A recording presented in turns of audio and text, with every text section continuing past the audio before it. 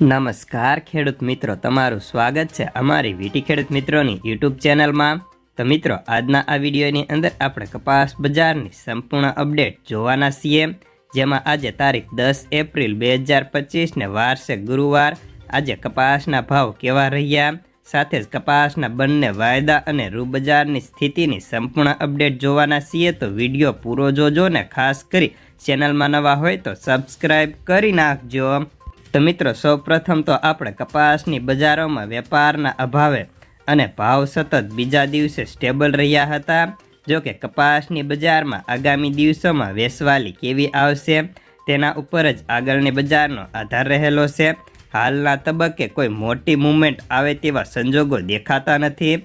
જ્યારે વાત કરીએ તો કપાસના ભાવ પણ અત્યારે ક્વોલિટી પ્રમાણે 4G કપાસ હોય તો તેના ભાવ 1400 થી 1500 રૂપિયા સુધી બોલાય છે।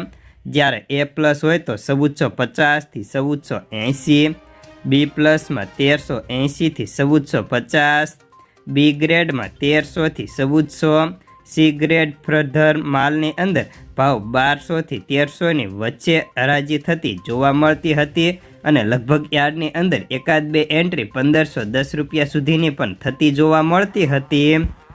જ્યારે હવે આપણે રૂ બજારની વાત કરીએ તો કપાસમાં રૂ બજારના ભાવ પણ ઊંચી સપાટીએથી આજે ખાંડીએ 100 રૂપિયા ઘટ્યા હતા। જો કે રૂની બજારમાં આગામી દિવસોમાં લેવાલી કેવી આવશે તેના ઉપર જ બજારનો આધાર છે। હાલના તબક્કે રૂ બજારના ભાવ તેની ક્વોલિટી મુજબ ખાંડીએ 53,700 રૂપિયા સુધી બોલાતા હતા। જ્યારે કપાસિયા ખોળના ભાવ સ્ટેબલ હતા અને બેન્ચમાર્ક ખોળ વાયદો 7 રૂપિયા ઘટી 2844 રૂપિયાની સપાટીએ હતો। જ્યારે મોરબી ખોળમાં વાત કરીએ તો નાફેડ બારદાનમાં 1740, સુગર બારદાનમાં 1760 અને જોડ બારદાનમાં 1710 રૂપિયા હતા। જ્યારે સૌરાષ્ટ્રમાં ખોળ બ્રાન્ડના ભાવ 1675 હતા અને વાત કરીએ તો એવરેજ નાની મિલોના ભાવ 1575 થી 1600 પ્રતિ 50 કિલોની બોરીના ભાવ હતા। હવે આગામી સમયમાં કપાસિયા બજારની સ્થિતિ અને સાથે જ રૂ બજારની સ્થિતિ ઉપર આખા બજારનો આધાર ટકેલો છે તેમ કહી શકાય। હવે આપણે વિદેશ બજારની પણ વાત કરીએ તો હાલ MCX વાયદામાં આજે વાયદો 340 ઘટી 54,710 રૂપિયાએ હતો।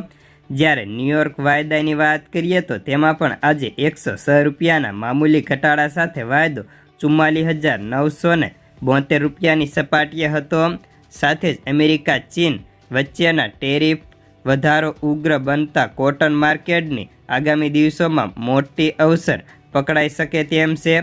ટેરિફ વધારની અવસરે ચીનમાં રૂ અને કોટન યાર્નના વાયદા બુધવારે સતત ત્રીજા દિવસે મોટા પ્રમાણમાં ઘટ્યા હતા